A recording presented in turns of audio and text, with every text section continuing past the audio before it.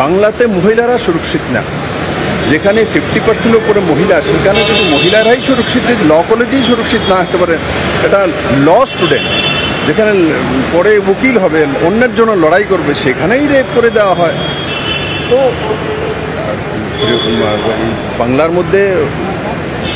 বাংলার মধ্যে মহিলাদের কোনো মানে এখানে নিরাপত্তা একদম নেই।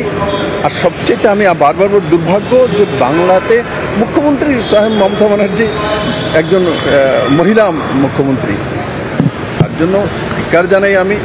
আর আমরা সময় চেয়েছি, অগ্নিমিত্রাজি আমার সঙ্গে রয়েছেন, সবাই আসলে আমরা একসঙ্গে আবার দেখব কতটা আমাদের সময় দিচ্ছে। তারপর আমরা পেশাদারি রেপিস্ট আগেও প্রমাণিত হয়েছে, যেটা আপনি বললেন আমাদের কাছে খবর রয়েছে। তো তৃণমূল করবে বলে তাদেরকে মাফ করে দেওয়া হবে। তো এই ধরনের মানসিকতা নিয়ে একটা মহিলা মুখ্যমন্ত্রী যদি রাজ্যের মধ্যে এই পরিস্থিতি তৈরি করেছে, তো এই স্টেট কনসার্ন। কাকে রিপোর্ট দেবেন আপনি? আমরা রিপোর্ট নিয়ে আমাদের রাষ্ট্রীয় অধ্যক্ষ জেপি নাড্ডাজিকে দেব।